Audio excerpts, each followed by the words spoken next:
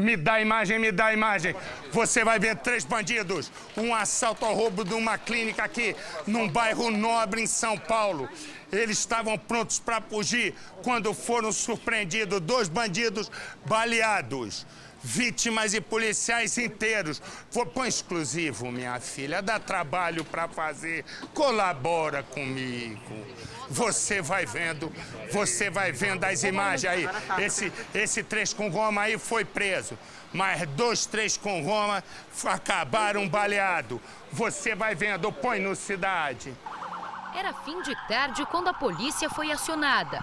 Nossa equipe acompanhou a ação. 3 homens invadiram esta clínica odontológica, num bairro nobre da zona sul de São Paulo. Os PMs vasculharam o prédio vizinho à procura deles. Que a informação é de que os criminosos entraram ali pelo prédio. Depois voltaram para a clínica, onde encontraram os ladrões escondidos. Na troca de tiros, nenhum policial ficou ferido. Um dos criminosos sai agora algemado e vai ser colocado dentro da viatura de resgate. Outro bandido que não ficou ferido foi colocado no camburão da polícia. O terceiro criminoso também foi levado ao hospital.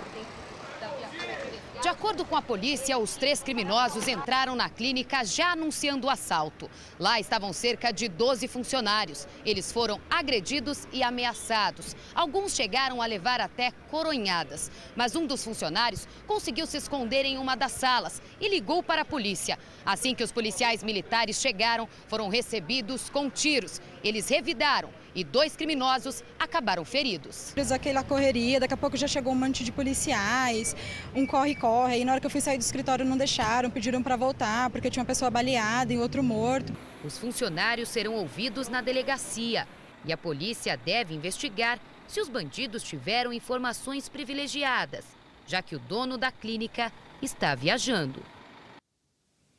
Deixa eu dizer uma coisa hoje. Põe aqui a imagem. Essa senhora que você está vendo ali, 82 anos de idade, ela está dentro do carro. Ela está dentro do carro, os bandidos chegam para assaltar. Ela começa a gritar, ela é cadeirante, não é cadeirante essa senhora? Ela é cadeirante. E aí o que aconteceu? Aí ela começa a gritar, os bandidos atiraram ela para fora, obviamente caiu ali no chão, né? Ficou por ali. Ela passou por cirurgia, o estado de saúde dela é estável, mas acontece o seguinte, eles levaram o carro da mulher, dessa senhora, que na verdade é do filho dela, né? E o carro acabou de ser encontrado. Os bandidos eu ainda não sei, mas vou saber em um segundo. Põe no Cidade. Dona Yolanda Ferreira Guarda, de 82 anos, só precisava de um remédio. Ela é a dona desta casa que recebe a visita com as boas-vindas da vovó. A idosa saiu do local com um filho por volta das 8h30 da noite de domingo para ir à farmácia. Mas a aposentada, que é cadeirante há 5 anos, foi baleada durante um assalto antes de chegar ao destino, na região do Parque do Chaves, zona norte de São Paulo. A gente vê tanta coisa, tanta atrocidade, eu não acredito que isso aconteceu comigo. Ela e o filho já estavam a caminho da farmácia quando Dona Yolanda percebeu que havia esquecido a receita médica. Gilmar, o filho de 59 anos, voltou para buscar a receita enquanto a mãe aguardou no carro. Quando ele retornou, 4 homens armados já o esperavam. Minha mãe começou a gritar, né? Aí eu saí assim para poder acudir ela. Do outro lado, o outro que estava do lado de lá estava puxando ela e ela é cadeirante. Eu falei, ela é cadeirante. Aí quando eu falei isso, o cara deu um tiro. Um tiro passou assim por mim e pegou nela. A bala acertou o peito da vítima. Depois de ferida, a idosa foi retirada às pressas de dentro do carro. Segundo ele, os criminosos sequer desviaram da vítima caída no chão e quase a atropelaram. Desespero para socorrer ela, para tirar ela do carro, que os caras queriam sair arrancando com o carro e vum. Eu peguei, puxei, chovendo, ela caiu fora quase que eles passam por cima da perna dela. A bala que atingiu o peito da vítima ficou alojada nas costas da aposentada. A idosa deu entrada no hospital ainda lúcida e só pedia para continuar viva. Falou, filho, né, eu não quero morrer, filho. O médico acabou de dizer para mim que é um milagre. Ela tomar um tiro no peito, alojar lá e não ter morrido. A vítima foi transferida pela manhã para este hospital particular na zona central de São Paulo. Segundo o boletim médico, o estado de saúde dela é estável. Mas a idosa ainda passará por alguns exames para os médicos avaliarem a necessidade de uma cirurgia para a retirada da bala. Além dos ferimentos causados pelo tiro, a idosa se machucou na queda. Logo depois do crime, o filho já se sentia aliviado ao saber que a mãe não corria risco de morte, mas continuava inconsolado com tamanha violência. Aí a gente vê, sabe, a falta de humanidade, a falta de amor. Então, a maneira com que eles nos abordaram, aí nós vemos que tudo é resultado de uma sociedade debilitada, envolvida na droga, e sem nenhum senso de respeito com o próximo. E sem Deus no coração. Outro dia eu vi um bandido ser preso. Eu estava numa delegacia, preso, ele escrito aqui, Deus é o Senhor. Eu fiquei olhando pro cara, eu nem falei nada, só pode tirar onda com a minha cara. Não é que quem não acredita em Deus também, acho que cada um acredita no que quer, cada um faz o que quer da própria vida. Como eu acredito em Deus e acredito firmemente, eu acho que é essa falta de amor. Mas é também uma outra questão. Eu concordo com o que disse o filho da senhora, uma sociedade envolvida em droga, uma sociedade envolvida num monte de mazela, mas fundamentalmente é uma questão que se chama impunidade. Enquanto não se pegar esses caras e punir severamente, acabar com todas as regalias dentro do presídio, cadeia é punição. Cadeia é para o cara pagar porque ele não consegue conviver em sociedade como uma pessoa normal, né? Se bem que é o que eu sempre digo, né? Tem político no Brasil que os caras do PCC não pegam juvenil perto deles, né? Porque os caras, tem uns políticos no Brasil que são os mestres, tanto é que eles andam de paletó, gravata francesa, terno italiano, sapato italiano, tudo com nosso dinheiro e ainda posa, né, ainda faz pose de bonzinho. Né? Então, o que eu digo é isso, mas a punição, e quanto mais o sujeito tem possibilidade, mais ele tem que ser punido. Essa é a minha tese. Não é? Eu acho que, como fizeram com essa senhora, né, os caras que fizeram têm que pegar uma cadeia de ponta, fechada. Não tem esse negócio de regalia. Uma coisa que tem que acabar urgente é negócio de saidinha disso, saidinha do pai, saidinha... E nenhuma progressão de pena, a não ser quando chegar lá no final, liberdade condicional. É isso que tem que ser. Repara, me dá a imagem do local. O carro da senhora foi achado aqui na zona norte de São Paulo. Não é isso, comandante Juan? Marcelo, exatamente, sobrevoamos agora a zona norte de São Paulo, próximo a uma das principais vias da cidade. Eu não vou revelar o local exato para não atrapalhar o trabalho da polícia, Marcelo, mas tudo indica neste ponto aqui. Daqui a pouco eu vou fechar e te mostrar com mais detalhes. Já foi encontrado aí o carro dessa senhora, Marcelo.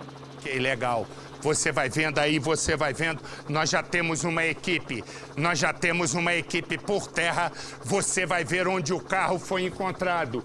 E se a polícia conseguiu chegar nos criminosos, você vai vendo a imagem exclusiva. Ah, botou exclusiva, né, minha filha? É exclusivo, dá trabalho pra fazer, tá aprendendo, hein? Você vai vendo, corta pra mim, bota o menino. Pensa em Leonardo. Leonardo tem 6 anos de idade. Exatamente isso. E Leonardo estava andando de bicicleta na rua de casa. Ele desaparece. Os pais colocam cartazes, panfletos, espalham tudo pela região e nada de Leonardo. 2 dias depois do sumiço, um corpo é encontrado. E o corpo é de uma criança. E do lado do corpo estava uma bicicleta. Ali está Leonardo morto, ao lado da bicicleta. Mostra o local para mim, por favor. Olha aí, esses são os pais do menino Leonardo, de 6 anos de idade, indo numa das coisas mais difíceis, né, que eu posso imaginar para um pai. Ir identificar o filho. Isso contraria a lei da natureza, né? Não são. Os filhos enterram os pais e não os pais enterram os filhos. E aí você vê o pai de Leonardo, José, sendo consolado pela esposa Marina. Você vai vendo o desespero do pai, um homem extremamente simples e que vai lá e não se conforma. Ele não se... Olha a bicicleta da criança. A pergunta é, quando eu falo em pena de morte, eu tô certo ou tô errado? Quando eu falo em pena de morte para um sujeito que faz isso, que Deus, eu vou te dizer, não é que Deus vai me perdoar, não. Ele já me perdoou. Pode ter certeza. Porque não é possível que a gente consiga, né, suportar mais uma dor do que essa. E aí, o que ocorre? Quando o bandido ou os bandidos forem presos, sabe o que faz? Não faz nada. Ele fica 10 anos na cadeia, 12, se chegarem no bandido. Porque a coisa mais difícil é chegar no criminoso. E a gente tem que ver, né, essa dor que reflete todo o nosso sentimento e a nossa impotência diante de um Estado que não cumpre as suas obrigações e mais, e que ainda não quer punir. Quando eu ouvi aqui o governador Geraldo Alckmin falar tem que diminuir a idade penal, eu ouvi do outro lado a presidente Dilma dizer não, não tem não. Como não tem? Cada vez se mata mais, né? Cada vez se mata mais, cada vez menores matam mais. Quando eu falo aqui pena de morte, falo aqui em prisão perpétua, fim de regalia em presídio, tem gente que ainda briga comigo. Eu sinto muito. É só entrar no coração desses dois aí, entrar no coração desse pai, que a mãe tá segurando ali firme, a mulher dele tá segurando a onda para ele, né? Porque não dá por dois saírem batendo cabeça. Põe no Cidade. Um pai vai sempre alimentar a esperança de achar o filho vivo. Não dormi até agora. Sem comer, entendeu? Sem comer. O que eu quero enquanto meu filho.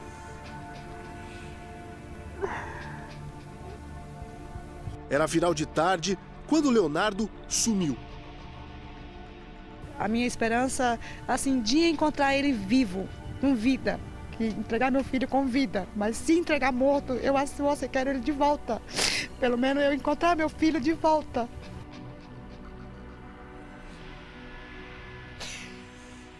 São momentos de muita aflição e desespero. Até esse instante, nem pai, nem mãe imaginam o que está por vir. A movimentação policial chama a atenção e é indício claro de que algo mais grave aconteceu. 48 horas antes, pai e filho chegaram em casa juntos. Eu fui buscar ele 4h30 na escola. Aí, quando eu cheguei em casa, eu falei pra ele, Léo, vá trocar de roupa, por causa que você vai sujar a roupa da escola. Aí ele foi trocar de roupa, tirou a roupa e ficou assim, só de cuequinha. Só de cueca que ele ficou. Sempre ele faz isso, ele ficou brincando aqui, ó. Aí eu fui trabalhar meu serviço, estava eu, meu patrão aí trabalhando aí. Aí ele foi, falou assim, pai, eu vou brincar ali fora, na rua. Aí eu falei, Léo, não vai não, vai ficar de noite. A bicicleta foi presente de Natal. Virou a melhor companheira do menino. Até aquela tarde em que tudo mudou. Eram 5h30 da tarde, quando o garotinho de apenas 6 anos passou por este portão da casa em que o pai dele é caseiro. Ele estava só de cuequinha e com uma bicicleta. Costumava brincar bem aqui, na rua que fica em frente à casa em que o pai trabalha. Meia hora depois, quando o José veio para a rua para buscar o filho, não encontrou ninguém, apenas um grande vazio. Bateu o desespero naquele momento, porque ninguém sabia onde estava Leonardo. 48 horas depois, o trabalho da polícia é intenso. Há pelo menos 3 carros bem aqui na mesma rua. Há grande número de policiais. Há muita gente da comunidade. Se tudo está assim, há motivo aparente. A bicicleta sumiu. A PM isola toda a esquina da Rua da Família. O clima pesado é alimentado pela angústia. A polícia sabe o que aconteceu, mas evita dar detalhes por precaução. Não houve sequestro.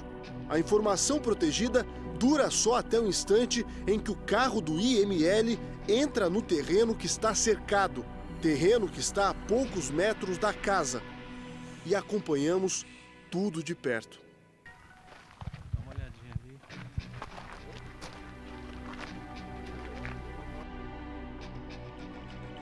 Cerca de 30 minutos depois da nossa chegada, a confirmação. O garoto está morto. Delegados, investigadores e peritos caminham para os fundos. Lá está o corpo do menino. É um trabalho áspero até para eles. Afinal, o corpo abandonado ali é de uma criança indefesa. Vítima de pura covardia.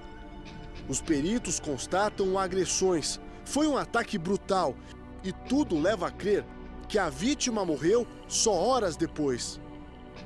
Pai e mãe são chamados para reconhecer o filho.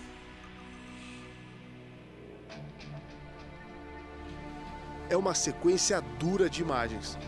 O corpo de Léo é retirado da cena.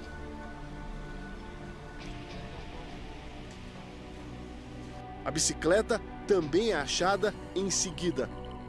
Até ali a cidade alimentava esperança de encontrar Leonardo vivo. Cartazes, folhas e fotos foram espalhados por todo canto. Quando a notícia está clara, para todos que acompanham o movimento, a reação é imediata. Tia, pai e mãe desabam.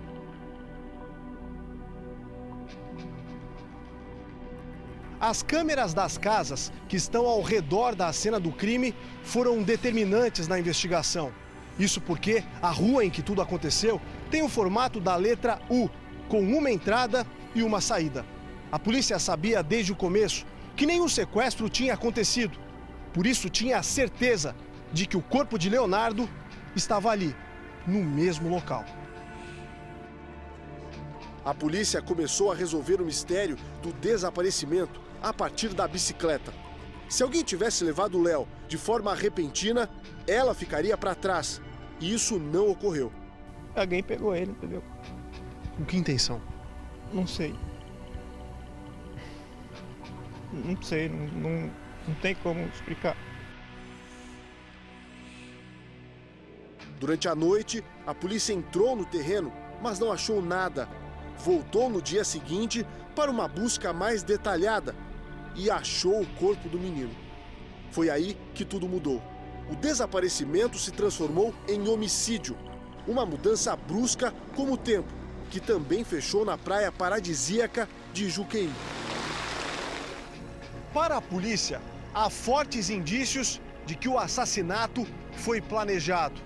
O garoto de apenas 6 anos foi atraído para este terreno. Está cercado pela mata fechada, onde não há uma única testemunha.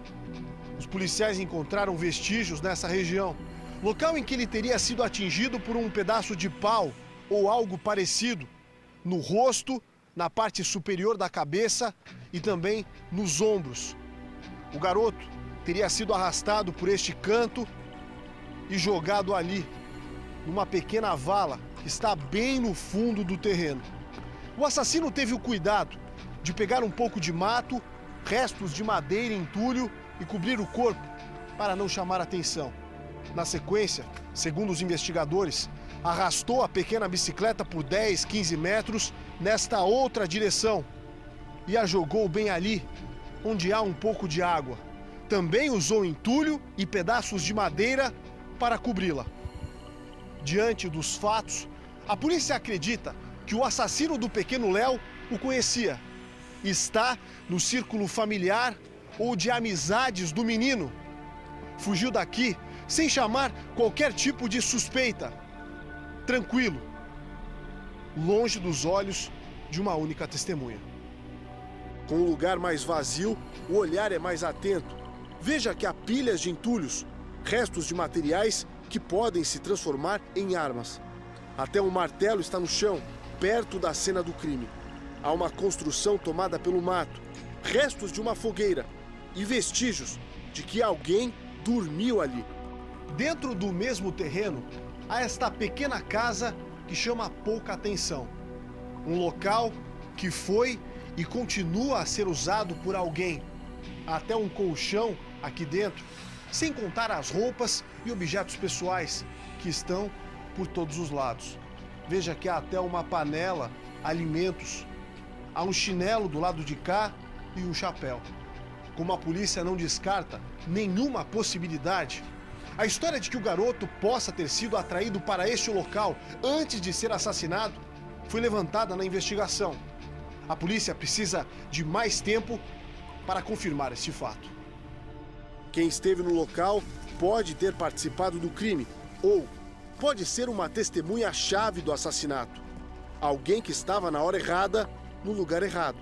Leonardo dos Santos tinha só 6 anos, mas parecia gente grande.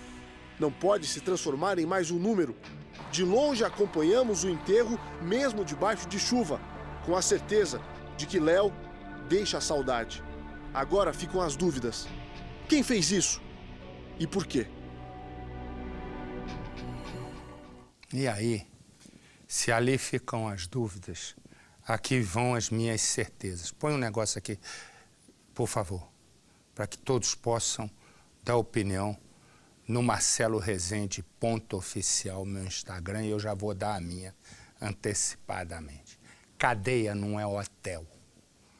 Cadeia é para o sujeito ficar preso e sofrer pelo erro que cometeu. O simples fato do sujeito estar preso não quer dizer que ele está pagando pela pena. Porque o que não se pode mais num país pobre como o nosso, porque o nosso país é rico para uma camada muito pequena da população. E nós que lutamos como loucos, né, para trabalhar, para vencer na vida, nós temos que sustentar um Estado perverso, um Estado que no meio dele tem um monte de delinquente. Então, o que ocorre é o seguinte: cadeia tem que ser punição, tem que acabar com essa história de progressão de regime, só ter dois. Liberdade condicional depois de 90% da pena cumprida e depois a liberdade porque cumpriu a pena. Só. Acabar com isso.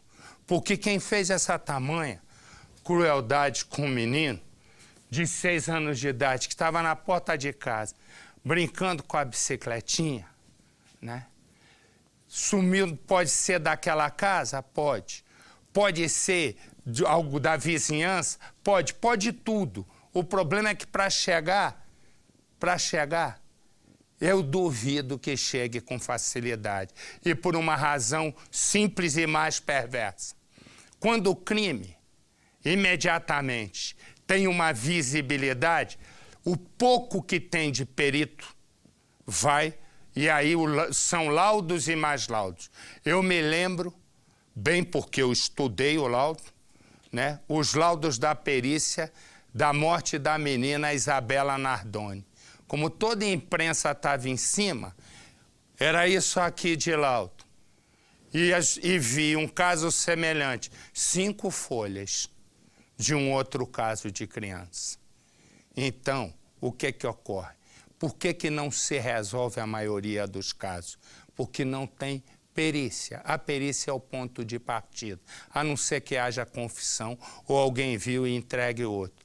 E não tem estrutura. São excelentes peritos pelo Brasil afora. Tem na Bahia, tem cada perito que você talvez nem sabe. Sergipe tem o Djalma, que é um grande perito. No Sul tem o melhor perito de balística no Rio Grande do Sul, que é o Domingos Toqueto. São todos grandes peritos, mas são únicos. E não criam escola. E por quê? Porque os estados não dão dinheiro. Quem fez a crueldade com o menino tem que pegar, né, quando for preso, né, devia ele também ir para a pena de morte. E é por isso, bota aqui, não tira sem eu falar não, por favor.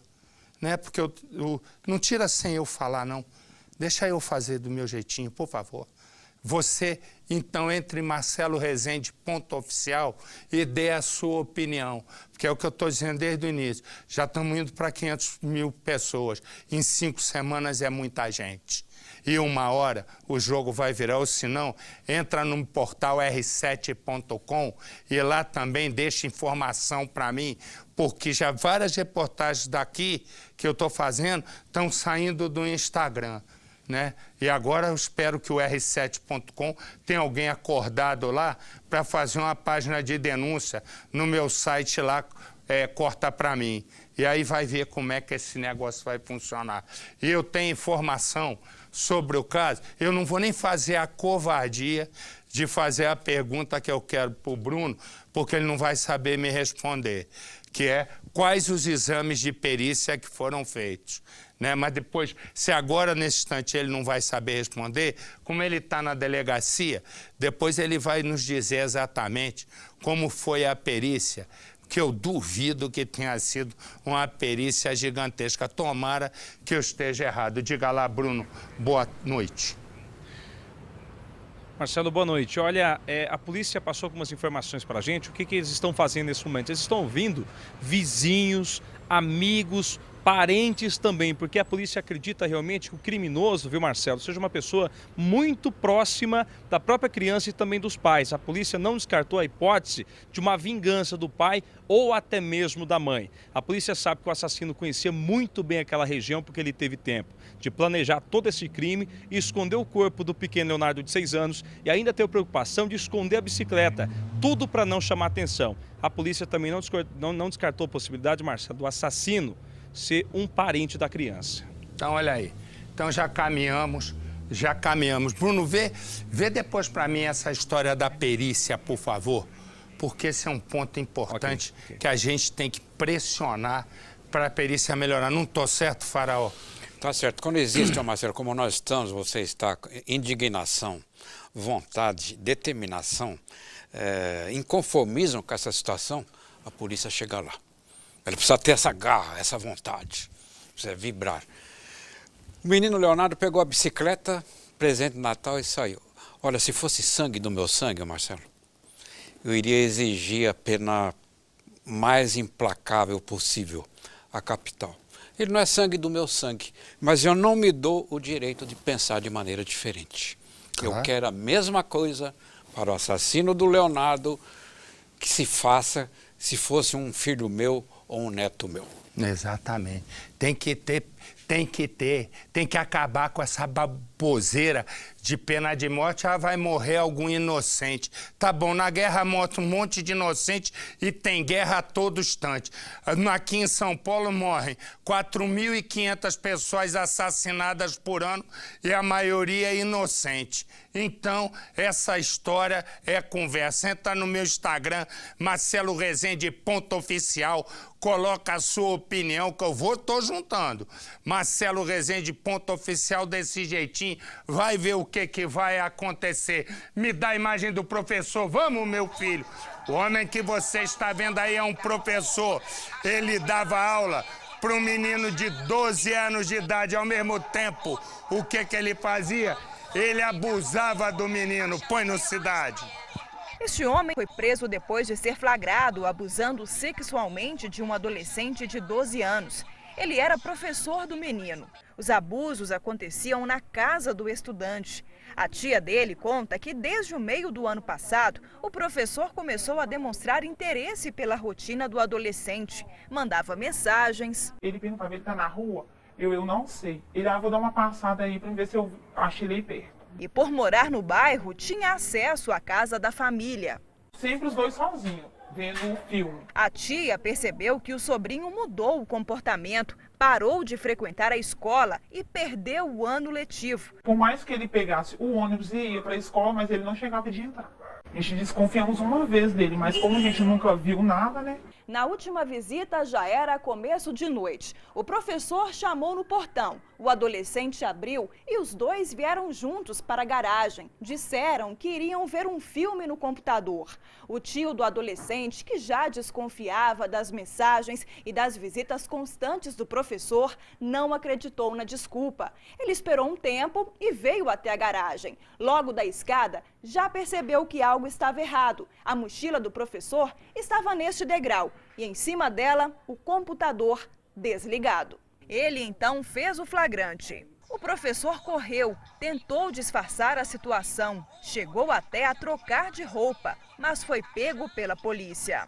O adolescente contou que os abusos aconteciam desde que ele se mudou para a escola há um ano, mas nunca teve coragem de denunciar.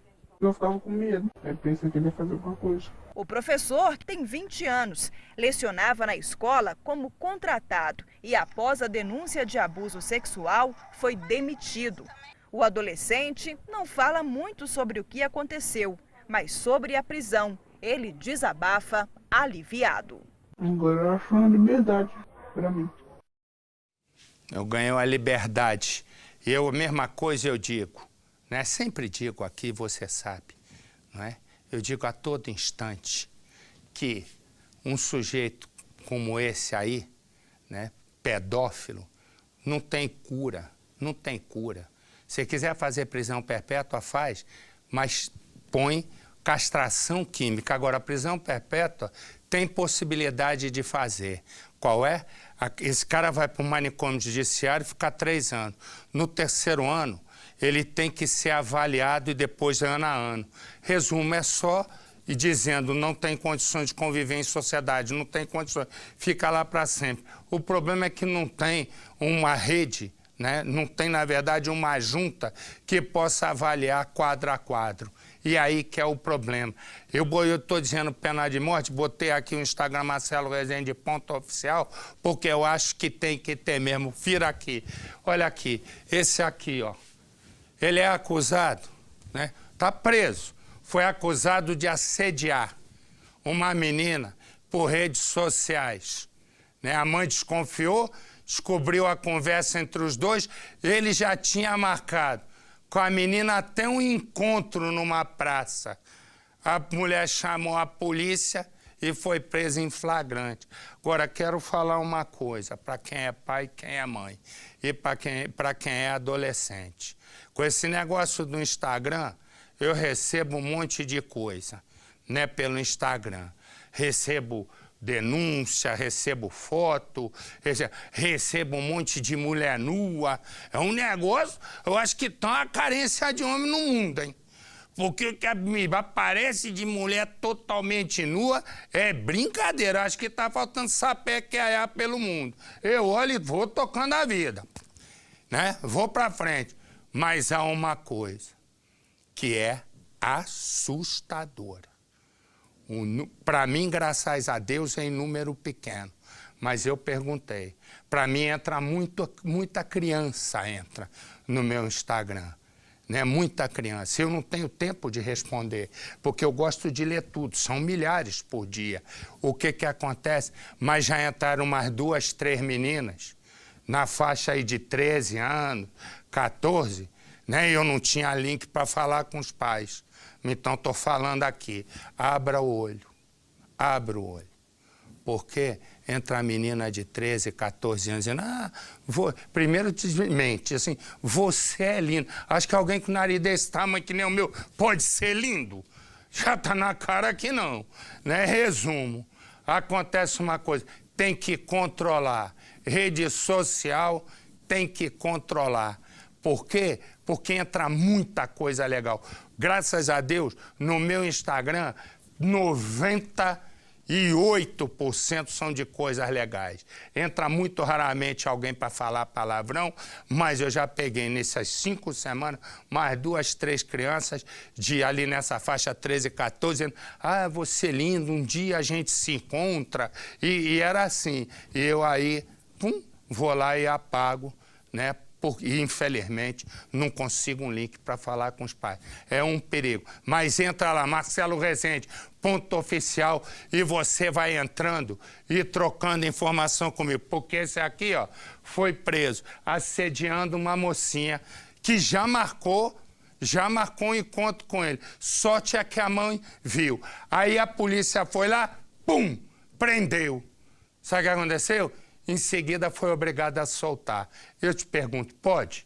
Põe no Cidade. Na delegacia, a mãe da menina, ainda assustada, custava acreditar no que tinha acontecido. É muito difícil mesmo, é uma coisa que eu não esperava estar passando, um transtorno. A filha dela, de 14 anos, foi vítima do abuso de um homem que se aproveitou da ingenuidade da menina. Acabei pegando conversas estranhas com uma pessoa desconhecida. Eu não tenho nem palavras para descrever o que eu estou passando agora, sinceramente. Através de redes sociais, o homem iludia a menina. Ele conversava sobre sentimentos com ela. Ele também chegou a pedir várias fotos em que ela estivesse nua. Da mesma forma, ele enviou várias fotos íntimas dele para o celular dela.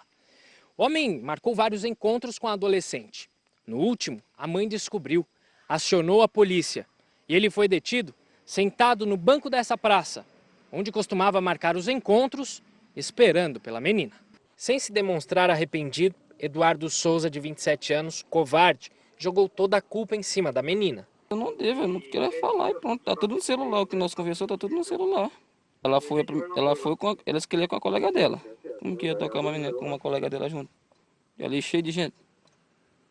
Este policial que atendeu a ocorrência entende o drama que a família da menina viveu. Uma criança fala de sentimentos puros, né? É uma coisa complicada pra gente que é pai também, né?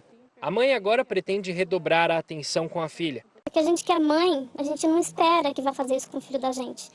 Então, assim, eu acho que fica assim a mensagem para os pais, para que não chegue a esse ponto. Então, assim, tenham as senhas, tenham controle, investiguem, vejam.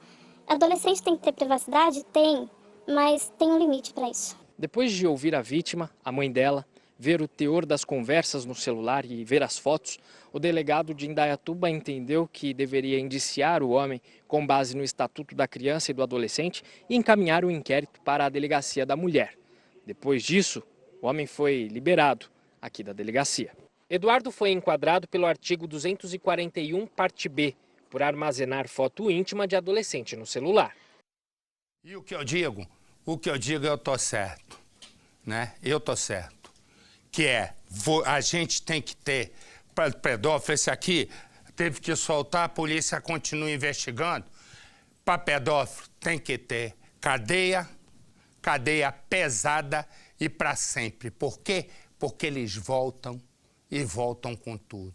Quando eles saem da cadeia. É um negócio que veio trocado dentro do cérebro. E na literatura forense não existe na psiquiatria nenhum pedófilo ou maníaco sexual que se recuperou. Pode até hibernar um pouco, né? Ficar dormindo um período, mas aquilo vai voltar. Entra lá, Marcelo Rezende, _oficial, e dê a sua opinião. Pensa no seguinte. José Carlos e Renata Kelly. Os dois têm um amor à primeira vista. Mas, primeira vista. Foi no primeiro momento, para ter uma ideia, bota a foto dele. Foi no primeiro momento, uma euforia tão grande, que no primeiro sapé-que iaiá, foi uma gritaria tal que todo mundo pensou que era a festa de São João. Só faltou soltar morteiro. O primeiro sapé-que iaiá Foi um negócio que os vizinhos ficaram assim, como é que pode? Era uma belezura. Sapecavam, mas sapecavam que tinha vizinho que dizia, se pudesse eu olhava para ver como é que faz. Resumo, só que aí eles vão e começam a ter já um desentendimento. Mas não tem nada, o Sapequiaiá está mais forte. E eles aí se casam. Só que ela vai um dia, vai vendo, no trabalho dele, de surpresa. Estavam meio brigados, ela chegou de surpresa. Ele tentou esconder o celular.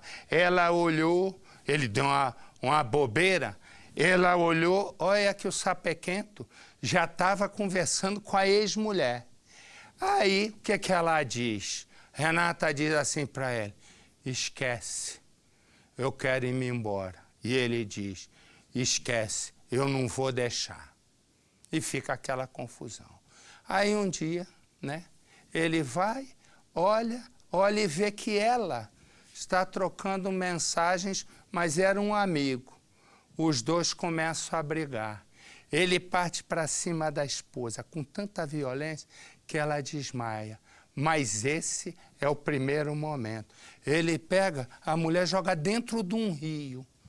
E ainda depois do crime, ele finge estar preocupado e diz, ainda manda mensagem para a família dela dizendo, ai, onde está a minha sapequenta? Só que aí o delegado chega, ele se enrola.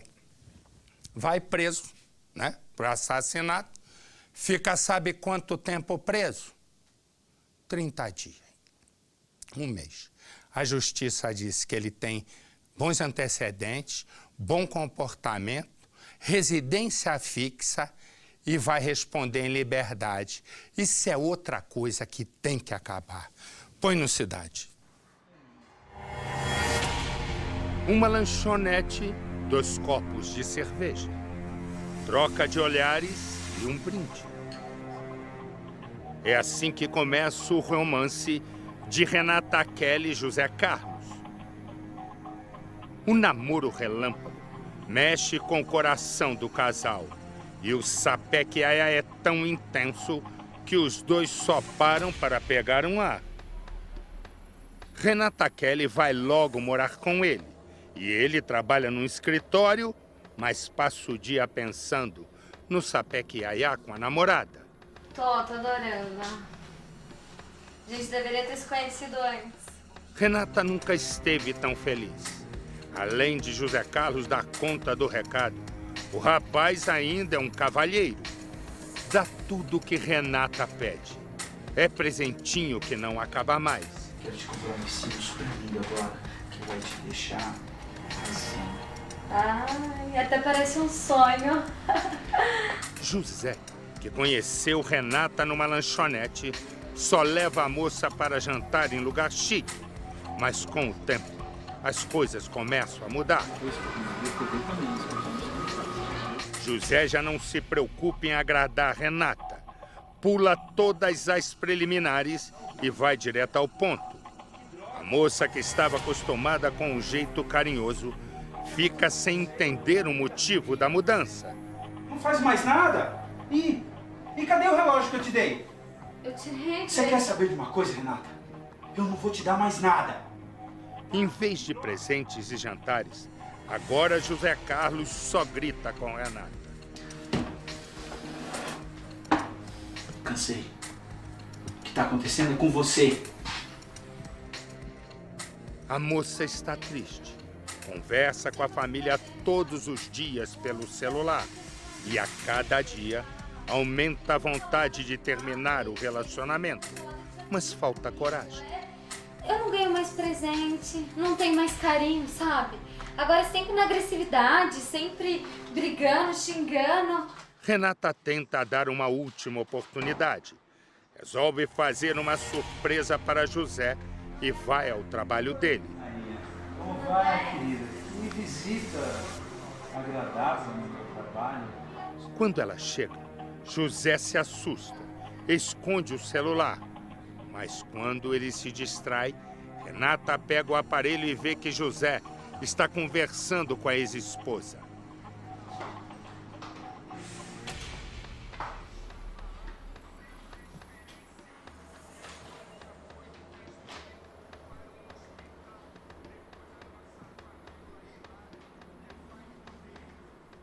A moça perde as esperanças de salvar o relacionamento. Conversando com ela.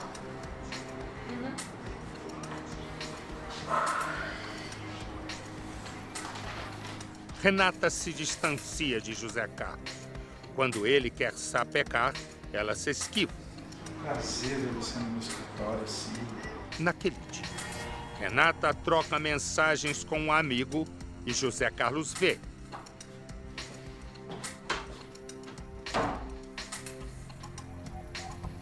Que é isso? No telefone de novo? Tô conversando com a minha mãe. Ah, com a sua mãe? Deixa eu ver essa droga aí. Me dá isso. Ele perde a linha. A briga vai longe. Tua mãezinha tem nome de homem, é? Não, esse é só um amigo. Você tá louca, E o que parecia não ter fim acaba num crime planejado. Você é amiga agora? Eu sei. Renata, eu não tô te aguentando mais. Ele ataca Renata e a joga num riacho. Meu Deus. Sem perder tempo, vai para um rancho da família. Os parentes de Renata ligam sem parar.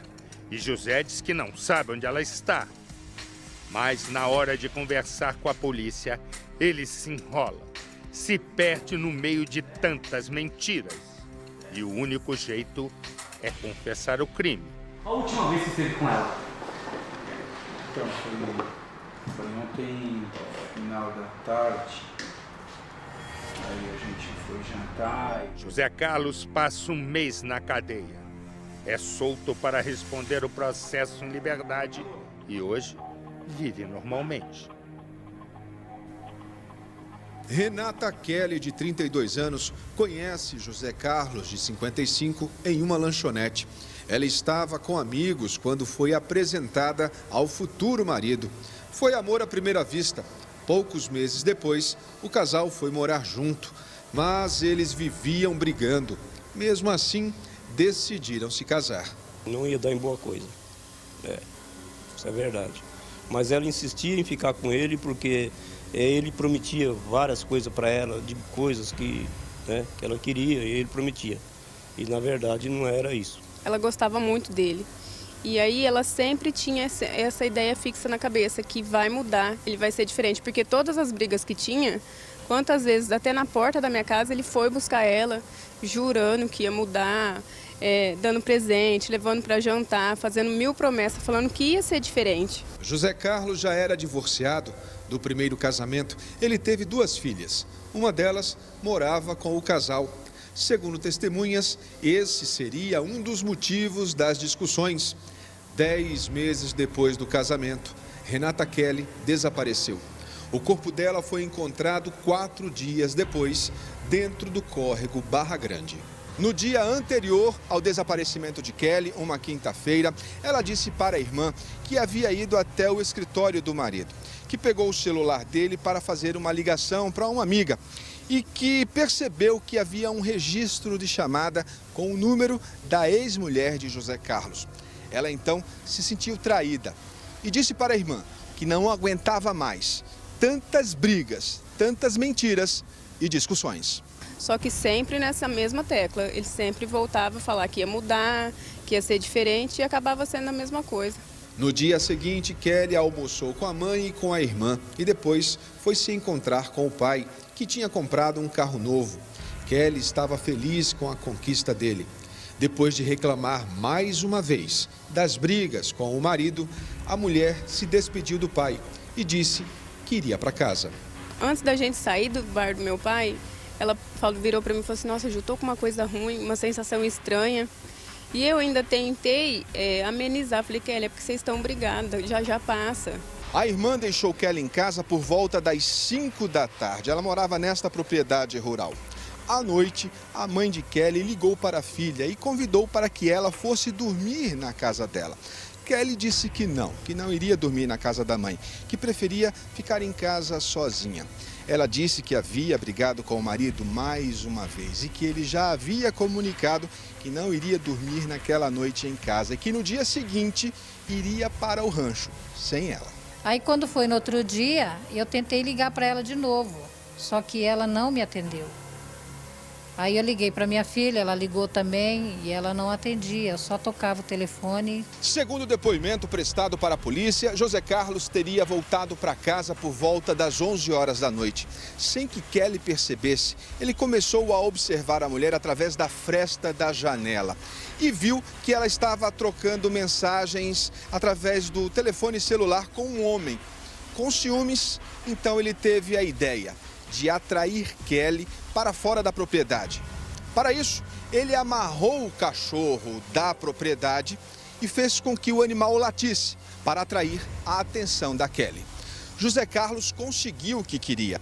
Assim que a esposa saiu, ela foi acusada de traição. José Carlos golpeou o rosto de Kelly. Meio desacordada, ela foi trazida para o córrego, que fica atrás da propriedade. Ela foi jogada na água, mas não sabia nadar. Durante o depoimento, ele contou que depois de atacar a esposa, foi até a casa, pegou os pertences dela e jogou tudo no córrego Barra Grande. Assim, ele poderia dizer que ela teria saído de casa. Em seguida, José Carlos foi para a casa de um parente, onde passou a noite. Segundo a polícia, José Carlos contou 3 versões para o crime. Na última, ele teria confessado que matou a mulher por ciúmes. Ela o estaria traindo com um ex-namorado. José Carlos teve a prisão preventiva decretada, ficou preso 30 dias, mas foi colocado em liberdade por ter bom comportamento, trabalho fixo e não apresentar indícios de que atrapalharia as investigações. O julgamento de José Carlos está marcado para o próximo dia 25. A família de Renata Kelly quer que ele seja condenado e fique preso. Hoje eu não tenho mais a minha filha. Eu sei que ela não vai voltar para mim. Mas eu espero que a justiça seja feita. Que esse homem pague por tudo que ele fez. Ora, o cara mata. E porque tem? Não tem antecedentes criminais.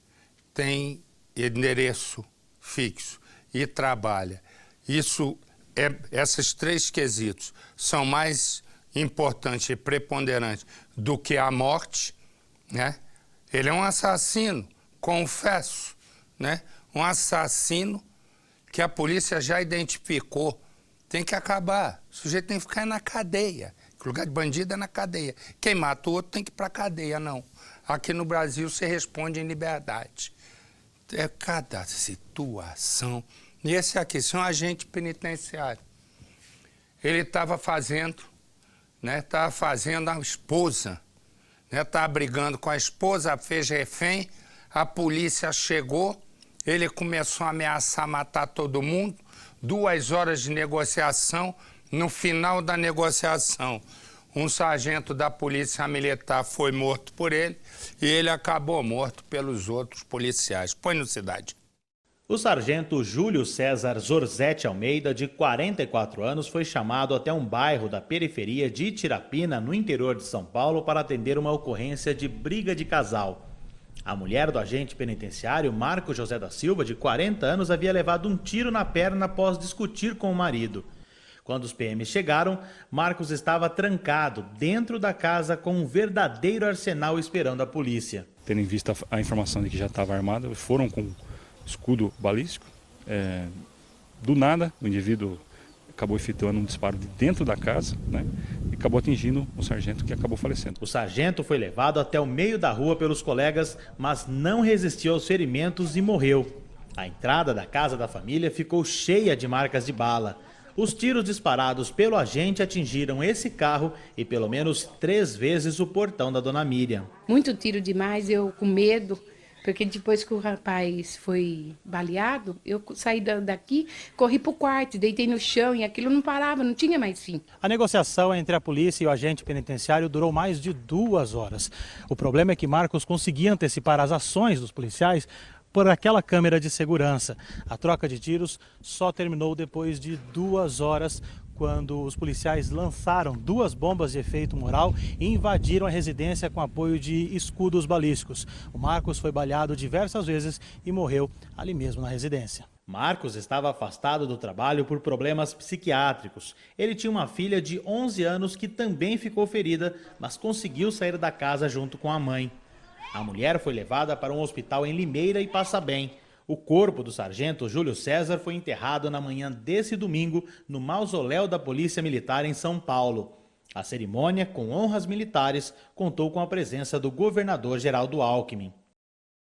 Muitos amigos, familiares e centenas de colegas de profissão de várias áreas participaram do velório. A família do policial preferiu o silêncio. Muitos amigos choraram.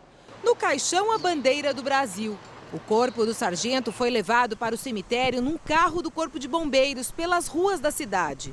Sentados no banco da frente, a esposa e o filho, de apenas 2 anos, que usava a boina do pai. O enterro de Júlio César foi no mausoléu da Polícia Militar, no cemitério do Araçá, com honras militares. Apontar! Fogo! Os pais do sargento, a esposa e o filho acompanharam a cerimônia muito emocionados. Centenas de policiais também ficaram para a despedida. O sargento foi o primeiro PM do ano morto durante uma operação da polícia. Segundo a família, Júlio César trabalhou muito tempo na Polícia Militar da capital. Estava na cidade de São Carlos, ao lado de Tirapina, havia 1 ano. A mudança foi para dar à família uma vida mais tranquila. Eu sou a favor de uma lei que acabou não virando. Matar policial, o cara tinha que ter... tem que aumentar a pena de quem mata, e o cara matar policial tem que pagar 4 vezes a mesma pena. Fica lá para sempre, né? E quem mata tem que ser... Tudo bem, não querem prisão perpétua? Ok. Mas a punição máxima não é 30 anos? O cara ficar 30 anos na cadeia, de ponta a ponta. Me dá quadrilha, vai. Olha aí, essa mulher uma, mais outra aí, ó, Joquinha, Juju e Margarete. Eles são especialistas, o que eles fazem?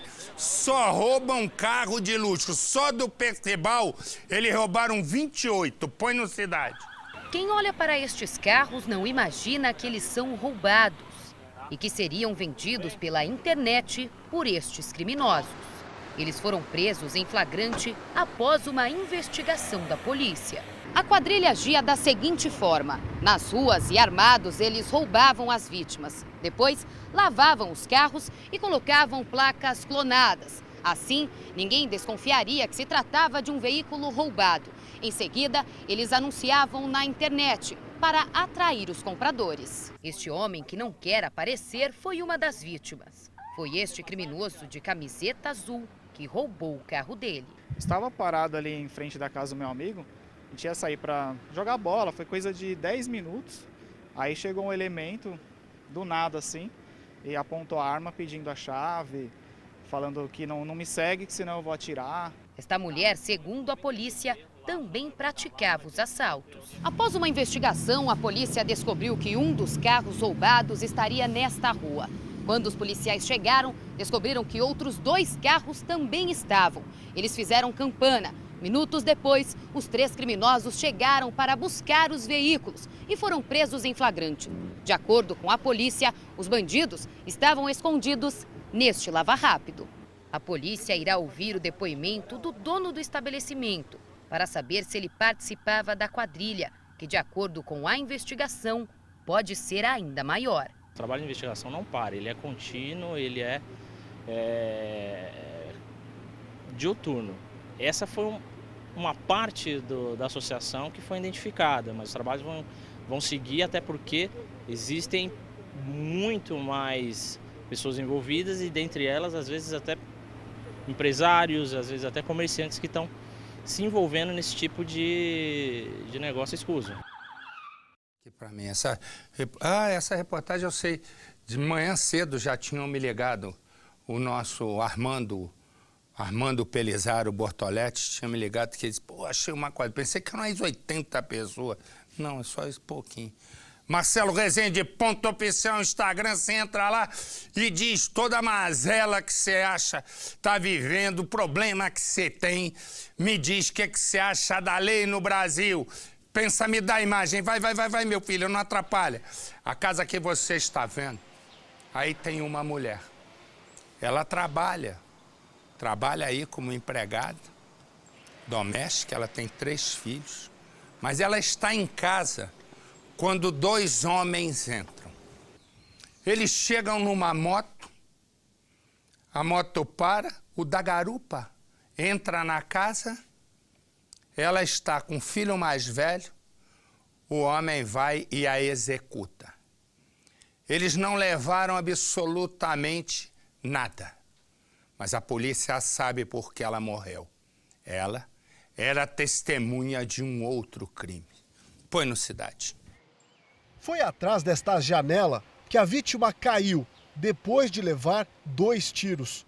Jéssica morreu na hora. Um bandido que estava usando uma máscara, um pano no rosto, entrou na casa dessa vítima e efetuou 2 tiros. Quem matou a empregada doméstica não agiu sozinho. Jéssica morreu das mãos de um homem que teve a ajuda de alguém que sabia do plano. A polícia acredita que este portão estava aberto no instante do crime. Quando o assassino chegou, sentado na garupa de uma moto, ele já estava, segundo testemunhas, com o rosto coberto por um pano. O comparsa ficou aqui do lado de fora com a motocicleta ligada, enquanto ele subiu essas escadas com a arma já nas mãos. A polícia acredita que o assassino usou uma pistola, invadiu a casa e foi direto para o quarto, onde Jéssica estava ao lado do filho de apenas 14 anos. Os tiros aconteceram logo em seguida. O garoto, assustado, se jogou embaixo da cama. Enquanto isso, o criminoso aproveitou para fugir, sem levar nada. Subiu na mesma moto e, segundo testemunhas, fugiu naquela direção. O anúncio de assalto foi uma distração. O alvo era Jéssica. A questão é, por que alguém sem passagens, sem registro de ameaças, seria alvo de uma execução? A polícia já tem uma pista que está ligada ao passado da vítima. Não estava sofrendo ameaça, não tinha nenhuma rivalidade, apenas as informações de que ela teria sido testemunha de um crime ocorrido o ano passado na cidade de São José dos Campos, da qual ela teria assistido à execução de uma mulher, de uma outra mulher. Mas há outra linha de investigação. Se Jéssica não foi alvo de uma possível queima de arquivo, pode ter sido vítima de um crime passional. 2 semanas antes de ser assassinada, ela escreveu na internet: se a pessoa te enganar, ela merece uma surra. Se esta mesma pessoa voltar a te enganar, quem merece uma surra é você. Uma amiga comentou: mas quando a pessoa está cega e sabe que é corno, o que fazer? Logo em seguida escreveu: acho melhor nem comentar. Vai dar até morte. Melhor abafar. Vai cutucar onça com vara curta. A polícia não pode destacar nenhuma suspeita. E os vizinhos estão assustados. Ninguém quer gravar. Sem testemunhas para descrever em detalhes as características dos assassinos, a esperança da investigação está neste pequeno parque, está do outro lado da rua. Isso porque o parque, que pertence à prefeitura de Jacareí, possui sistema de segurança. Além da entrada principal, há uma outra câmera grudada bem ali, no telhado do mesmo parque. A câmera aponta exatamente para o local em que o motoqueiro parou com o comparsa para executar Jéssica. Os investigadores querem descobrir se essa imagem é visível o suficiente para identificar os 2 homens. E mais do que isso, chegar à placa da moto que foi usada no crime. Tudo leva a crer que o alvo era a vítima e foi um crime bárbaro de execução. A casa agora está trancada. Ninguém atendeu quando chamamos. No sobrado, onde viviam Jéssica, 3 filhos e a mãe dela, que está doente agora, está vazio. E nesse caso aí, se nesse caso de Jéssica, a polícia não chegou a canto algum, aqui, talvez eu e você consigamos chegar. Por quê? Porque esse homem que está aí, né, ele tem uma filhinha de 3 anos de idade, agora está um pouquinho maior. Ele foi preso, depois foi solto. Agora, como a lei passou a permitir, ele foi julgado, mesmo sem estar presente no julgamento. Foi condenado por abusar da menina a 20 anos de cadeia, 20 anos. Só que ele está foragido. Põe no Cidade. Um homem acima de qualquer desconfiança. A pessoa maravilhosa dentro de casa, como com as crianças, como comigo também.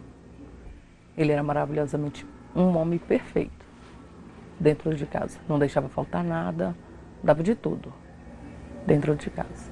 Mas depois de 13 anos de casados, veio a decepção. Essa mulher descobriu que vivia com um pedófilo que abusava sexualmente da própria filha de 3 anos de idade.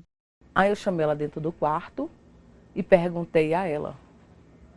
Eu perguntei à minha filha o que ela estava fazendo dentro da rede com o pai dela. Ela não quis me falar. A mãe da criança então procurou a psicóloga da creche e só para ela a menina contou os detalhes dos abusos. Ela falou para a psicóloga que realmente tinha acontecido. Desorientada, ela disse que só pensou em se separar de Francisco e saiu de casa com os filhos. Mesmo assim, ele via a menina a cada 15 dias. E a criança confirmou para a mãe que continuou sendo abusada pelo pai. Ela contou para a professora dela. Aí eu acho que ela não aguentou mais de ir para a casa do pai. E saiu contando para as professoras tudinho da creche. Aí foi aonde que teve a denúncia. A criança também foi entrevistada por psicólogos do Tribunal de Justiça. Em depoimento, ela relatou tudo.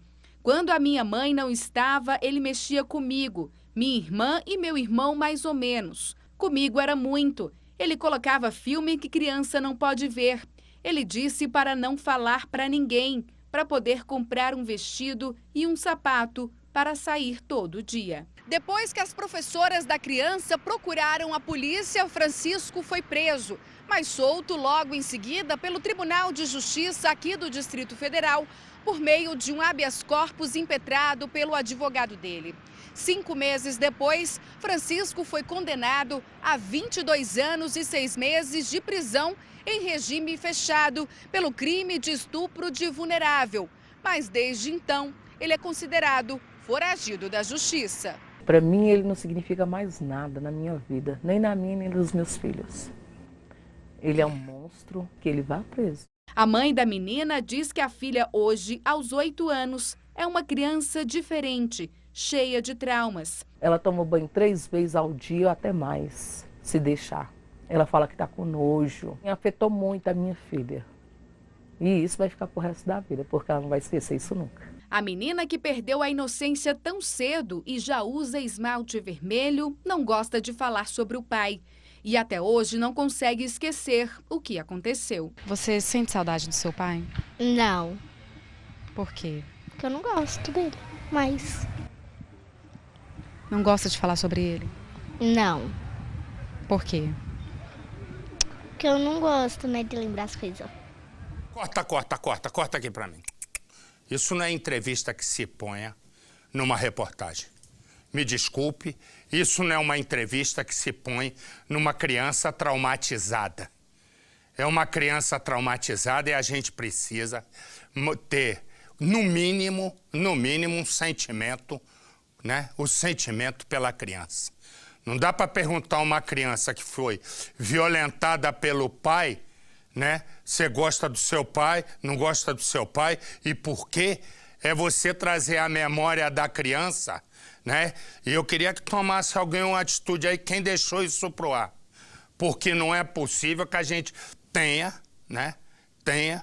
a falta de compreensão e a falta de sentimento em relação à criança. Não se pode usar um microfone para entrevistar uma criança que já está traumatizada e ainda trazer de volta. Aqui no Cidade Alerta, não. Pode ser em qualquer outro telejornal daqui. Enquanto eu estiver aqui, aqui não. Foi grave o que aconteceu aqui, eu quero pedir, inclusive, desculpa a você. E acho que quem manda lá em Brasília tem que ver quem que fez isso, porque não se pode pegar uma criancinha que o pai, a criança tinha 3 anos de idade, a gente tem que, ao contrário, ajudar a prender o cara e tirar isso da cabeça da criança. A gente usa uma arma, que é um microfone, para fazer isso, né? Comigo não. Põe a imagem do homem aí, por favor. E este é o homem. Na verdade, isso não é o homem, não é? Esse é o pedófilo que está foragido. Se você viu esse homem, se você conhece esse homem, se você sabe onde ele está, ligue. Ligue para o Disque Denúncia. Ligue para a polícia. E a sua identidade vai ser mantida no mais absoluto sigilo. E você pode entrar também no meu Instagram, marcelorezende.oficial, e colocar, se você tiver alguma informação, entre no marcelorezende.oficial, do jeitinho que tá aí, e põe lá e me dá alguma dica, e também põe lá a sua reclamação, porque o que eu vi agora me deu calafrio, que é usar aquele microfone para empurrar a menina. Depois reclama, às vezes, quando o Ministério Público reclama da gente. Né? Mas tem que reclamar, porque não é possível que a gente faça isso com uma criança. Tô errado? Tá certíssimo. Aliás, a criança deveria ter sido poupada. Lógico. E eu acho que deveria ser, ao invés de entrevista com a menininha, Marcelo, entrevistar o advogado que teve a coragem de pedir um habeas corpus para esse sujeito e ao juiz que teve também a coragem de dar habeas corpus para ele, que fugiu e foi julgado sem estar presente, porque a lei agora permite. Como é possível um advogado agir assim e um juiz também, Marcelo? Tá certinho, PC. Nossa senhora, hoje tu tomou dose tripla do aquele remédio, né? Ah, isso irrita hoje, a gente. Não, eu peço desculpa, às vezes, mas isso realmente eu não aguento. Não aguento. Pegar um microfone para cima de uma criança, que hoje deve ter, sei lá, 6 anos de idade, para trazer a memória da criança, o que vai ganhar se a criança disser, não é porque meu pai me maltratou lá, a criança não vai nem saber falar de violência sexual. Me desculpe, comigo não. Comigo não. Comigo não. E tem que ir lá o seu João Beltrão, que manda em Brasília, tomar uma providência, porque isso não é fazer jornalismo. Isso é massacrar alguém inocente e que não tem condições de fazer absolutamente nada. É brincadeira. E esse aqui? Coitado, corta pra mim. Ele vem, de repente ele tem uma barricada, ele não para. A barricada, na verdade o caso de barricada não é uma batida batida policial. Eram 2 bandidos, fuzilaram o rapaz. Aí os bandidos fugiram. Acabaram batendo com o carro no poste, um foi preso. O outro foi pular lá uma mureta, foi atropelado. Podia também ter cantado para subir. Põe no Cidade. Esse vídeo mostra os bandidos fugindo em alta velocidade. Em seguida, o carro em que estavam bate em um poste. Os policiais da Delegacia de Homicídios da Baixada Fluminense prenderam em flagrante Bruno Maicon Ribeiro da Silva. Ele foi indiciado por latrocínio, que é roubo seguido de morte. Bruno participou de uma série de assaltos na estrada Adam Brumer, em Santo Aleixo. Durante a ação, o motorista Jorge Luiz Alves foi baleado e não resistiu aos ferimentos. Moradores da cidade de Magé, na Baixada Fluminense, estão chocados com mais um caso de violência que terminou em morte. A polícia levantou que eram 2 criminosos. Eles colocaram barricadas na pista para assaltar motoristas. Um ônibus parou e os assaltantes começaram a roubar os ocupantes do coletivo. Jorge vinha no carro logo atrás e não percebeu a ação dos assaltantes. Ele resolveu ultrapassar o ônibus. Nisso, os bandidos começaram a atirar. Jorge bateu numa árvore, foi baleado e acabou morrendo. Um outro motorista que teve o carro roubado pela dupla de assaltantes conseguiu escapar sem ferimentos. Muito abalado, ele prestou depoimento na divisão de homicídios. Depois que perceberam que acabaram provocando uma grande tragédia, os bandidos fugiram pela Rio Teresópolis, sentido Piabetá. Os policiais perseguiram a dupla. Depois de um determinado tempo, eles acabaram batendo em um poste. Bruno foi preso e o comparsa dele acabou escapando. Ele está sendo procurado pela polícia. A divisão de homicídios está fazendo buscas por Pedro Tiago Tomás de Assis e pede ajuda à população. Quem tiver alguma informação deve ligar para o Disque Denúncia. Olha uma coisa que é impressionante. Olha a que ponto nós chegamos hoje. Esse rapazinho ali tem 13 anos de idade. Ele estava dormindo no quarto com os irmãos e o cunhado. Bandidos entraram na casa, certo? Chegaram no menino, sapecaram o menino de tiro. E agora tem-se a seguinte conclusão. Os bandidos erraram de casa, mataram o menino errado. Não, me explica a que ponto, ou onde, né, ou aonde nós vamos chegar. Põe no Cidade. Um adolescente que estava sempre sorrindo, de olhos verdes, chamava a atenção pela beleza e simpatia. Tido pelos pais como um filho exemplar, sempre disposto a ajudar. Gabriel Santos da Rosa, de 13 anos, era cheio de planos. Queria ser médico, militar ou pastor na igreja que frequentava. Ele tinha sonhos, ele queria ser pastor, né? Como já falaram a mãe dele, né? Pastor ou médico, né? Ou militar, né? Ele falava isso aí. Estava aprendendo a tocar bateria junto com meus piá ali, né? Mas os sonhos de Gabriel foram interrompidos de forma violenta. Gabriel morava aqui nesta casa junto com a família, um local onde a princípio estava protegido. Era madrugada, ele dormia num quarto junto com mais 2 irmãos de 12 e 23 anos e o cunhado. Foi quando 3 homens armados invadiram a casa e, com os rostos cobertos por toucas ninja, começaram a disparar vários tiros de pistolas. Segundo a polícia, foram pelo menos 10. 3 deles atingiram Gabriel, que ainda estava deitado na cama. Pelo menos outros 3 bandidos ficaram aqui na rua dando cobertura. Depois de matarem o adolescente e ferirem os outros jovens, os assassinos fugiram num carro. Os irmãos de Gabriel e o cunhado não correm risco de morrer. Na casa ainda estavam o pai do adolescente e outros 2 irmãos. O local está trancado. A família abalada não quer comentar sobre o caso e todos acreditam que foi um engano. O guri cumprimentava todo mundo, meio educado. Nossa, o guri, sei. Não dá para acreditar? Não dá para entender. Isso aí não. Só sem fundamento. Ninguém que estava na casa, segundo a polícia, tinha antecedentes criminais. O medo aqui no bairro é grande. Esta foi a primeira vez que uma tragédia assim aconteceu. Ainda não se sabe a motivação do crime. A polícia começa agora a ouvir parentes e testemunhas para tentar chegar aos assassinos. Fazendo muita falta para nós, hein? E os pais deles estão apavorados também, né? E a gente também, né? Que, bem dizer, se criou junto com a gente, era que nem um filho pra gente, né? Então a gente, sei lá. E você vai vendo esses que acabam de ser presos por exclusivo, minha filha. Dá trabalho pra fazer tudo. Eles são caras que o que eles mais gostam de fazer é explodir caixa eletrônico. Aqui no interior de São Paulo, 4 homens e 1 mulher, exatamente.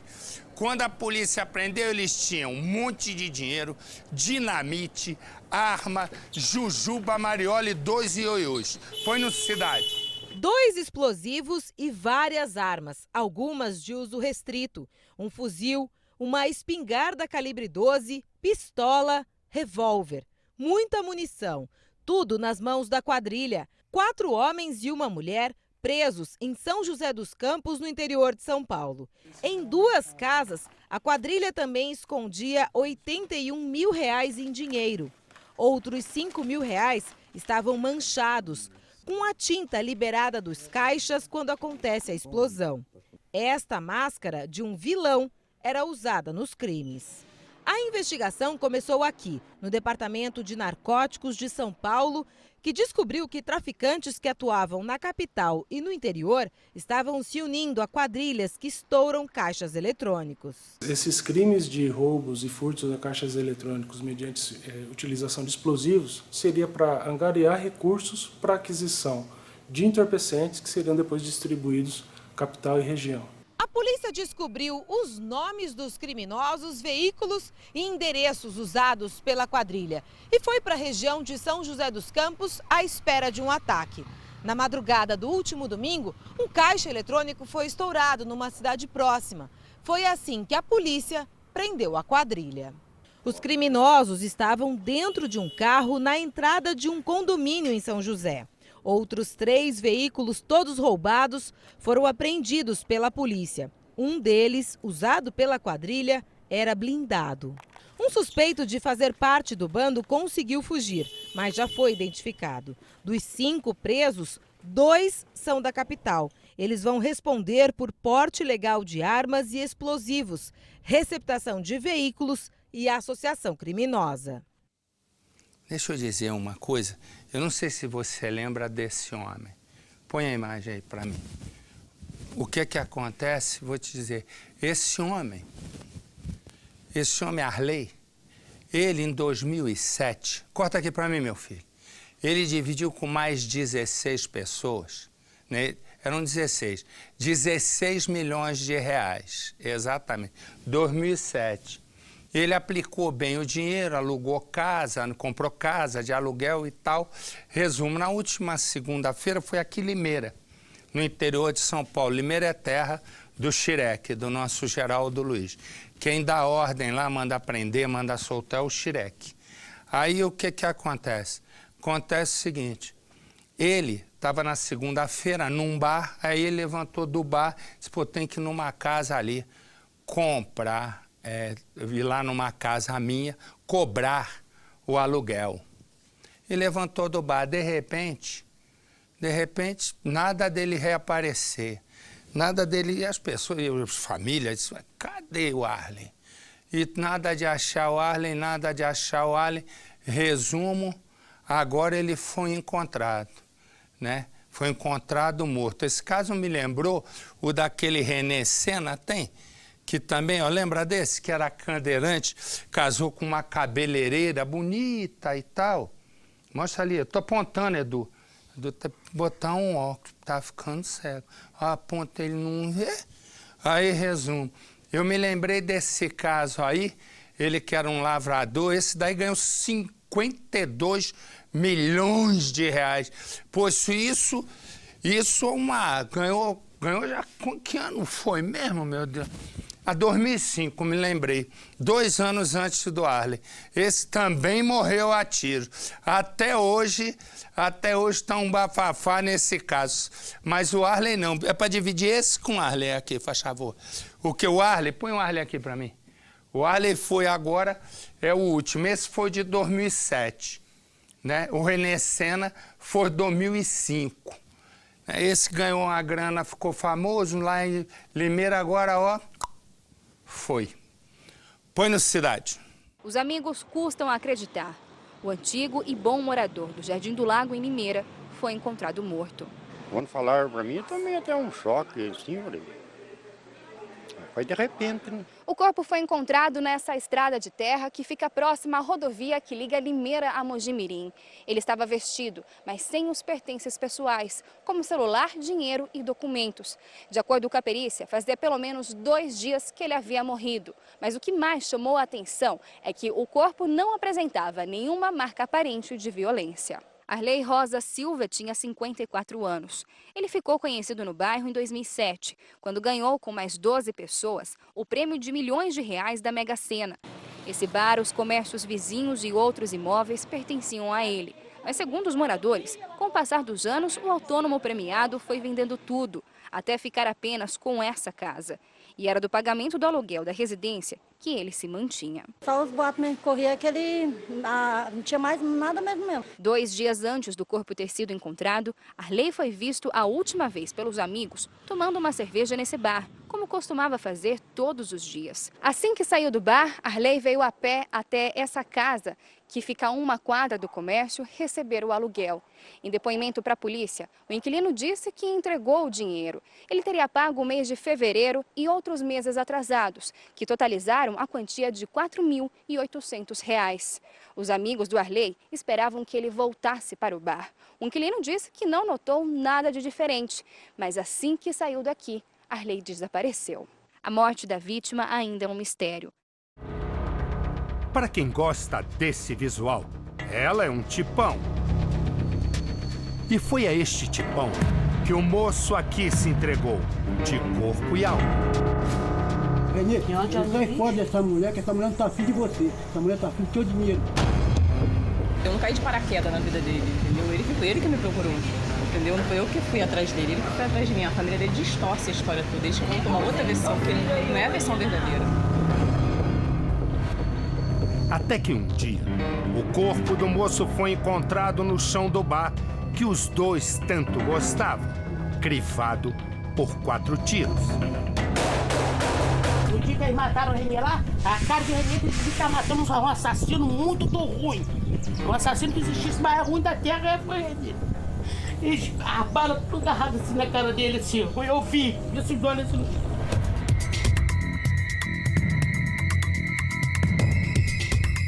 O amor pode ser comprado? Renê Sena não estava nem preocupado com isso. Ao ganhar 52 milhões de reais na Mega Sena, as portas do sexo se abriram para o ex-lavrador. Mas entre o sexo fácil e o amor, Renê acreditava ter encontrado a mulher que seria para sempre a dona do seu coração. Ao ganhar a Mega Sena, o humilde lavrador Renê passou a pensar que era um predestinado. Seu sobrenome Sena sempre o levava à aposta milionária. E o prêmio maior ainda viria com o casamento com Adriana, a cabeleireira de muitos encantos. Por sinal, encantos não faltavam ao agora rico Renê. Fazenda de 9 milhões de reais, carros, apartamentos, enfim, tudo do bom e do melhor. Quanto tempo vocês namoraram até casar? Foi rápido. Foi rápido. Aí, quer dizer, 1 mês e pouco, mais ou menos. Eu me apaixonei, esse amor à primeira vista, aquela coisa que você se apaixona na hora. Mas foi criando um amor com a convivência no dia a dia, né? O homem era Deus no céu e eu na terra. Ele era louco por mim. Eu não tinha como não ficar apaixonado por ele. Tudo pra ele era eu, tudo. Valeu a pena o irmão de vocês ganhar todo esse dinheiro? Não. Não valeu. Pra trazer a desgraça dele, não valeu. 2 anos depois de receber o milionário prêmio, Renê foi assassinado. Eu vi ele morto um dia lá e a cena foi triste. E a nova mulher, conquistada depois da fortuna, tornou-se a principal suspeita. Assassina! Tem prova, presente. O crime assustou a pequena cidade de Rio Bonito, no estado do Rio de Janeiro, e atraiu a imprensa de todo o país.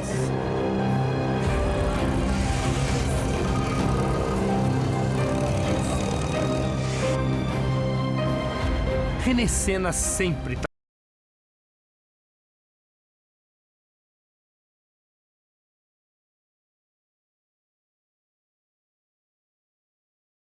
Foi neste pequeno casebre que Renê Sena foi criado, junto com outros 10 irmãos. O pai dele era funcionário da fazenda e a família vivia aqui de favor. Todos os irmãos tiveram uma infância difícil, de pouco estudo e muito trabalho. Passavam o dia cuidando da lavoura e do gado, do dono da propriedade. Hoje, a casa está assim, desativada. Serve como depósito do material da fazenda. Sofreu muito nisso aqui. Só não gosto nem de ter palavra para lembrar o que nós passamos isso aqui. Como é que a Adriana entrou na vida do Renê? Ela entrou porque ela conheceu minha irmã em Rio Bonito aí, uma hora de amizade, a Adriana comentou com ele, dizia que ele estava milionário e foi para casa dele, em véspera de ano lá passar lá e por lá ficou mesmo. Ela já foi com interesse de ficar. Adriana Almeida, cabeleireira, era 25 anos mais nova do que ele. Na cidade, a paixão repentina causou desconfiança. Ela tinha um namorado, né, que era o Robson, entendeu? De repente, assim, arrumar um homem, né, daquela estatura, né, porque, poxa, ele é deficiente, ele não tinha as pernas. O Robson é bonito, tem os olhos azuis, qual é o interesse dela nele? Segundo a família de Renê, Adriana em pouco tempo tomou conta de todos os negócios e logo entrou para o testamento dele. Renê tirou os irmãos como beneficiários e colocou a Adriana. Como foi para vocês saber dessa mudança? Causou revolta? Não, para mim não causou não, porque ela já tomava conta dele, o dinheiro era dele, né? Então não causou revolta para mim, porque aquilo que estava tomando conta dela e dele, então ele podia ajudar mais, que ela estava sempre dando uma orientação a ele. Mas para mim não criou revolta não. Em caso de morte, toda a fortuna de Renê deveria ser dividida entre Adriana e Renata, a filha única do milionário. Apesar de tanto dinheiro, Renê não mudou os hábitos. Morreu no bar que sempre frequentou. Lá chegou no quadriciclo de sempre. Na cidade, de onde jamais saiu. Ele bebia neste bar quando dois homens chegaram numa moto. Seu penco viu tudo. E o que eles fizeram, seu penco? Chegou e saltou um, o outro ficou na moto e o que veio atirou no pescoço, na cabeça dele por trás. Deu pra ver quem era? É ruim. O cara tava tudo encapotado, capacete, viseira escura. Não dá pra ver nada. 3 dias antes de morrer, Renê Sena teve uma briga séria com a mulher Adriana Almeida. Ele descobriu que ela havia sacado R$300 mil da conta conjunta do casal para a compra de um imóvel em Arraial do Cabo, na região dos Lagos. Renê também estava desconfiado que a mulher o traía e ameaçou, segundo testemunhas, retirá-la do testamento. Segundo a polícia, este foi o motivo do crime. No mesmo dia, Adriana Almeida teria reunido comparsas e tramado a morte do marido, aqui mesmo, na fazenda. Ele estava desconfiado que ela traía e tal. Aí como é que eles conseguiam reatar? Ela traiu, acho que o cara dali da van ali, de Rio Bonito ali. Esqueci até o nome dele agora. E o pessoal sabia que ela traiu o Renê? Sabia, claro que sabia. Pô. O quê? Vocês viam? Não, nós não via. Assim, o cara sempre comentava com muita gente lá na van lá. Só isso só, né? Comentava o quê? Comentava que ela ficava com ele direto. Saía, deixava ele em casa à toa. Eles contam outra história. Adriana nega qualquer envolvimento com assassinato, mas não desmente a história do amante. Uma necessidade, eu precisava suprir essa necessidade, essa falta que eu não estava tendo, entendeu? Eu não estava tendo um relacionamento ativo com ele na parte do... Nós não estávamos tendo sexo no nosso relacionamento porque ele estava tendo uma dificuldade, entendeu? Até estava se tratando. Então tem uma hora que você surta, né? Os dois homens da moto, autores dos disparos que mataram Renê, foram presos. E simplesmente não abriram a boca sobre o assassinato. Foram condenados a 18 anos de prisão e mesmo assim mantiveram a lei do silêncio. E Adriana ser julgada como mandante da execução. Renata, como é que está a sua expectativa para hoje? Não vai falar nada por enquanto, né? A família de Renê lá estava, frente a frente com ela.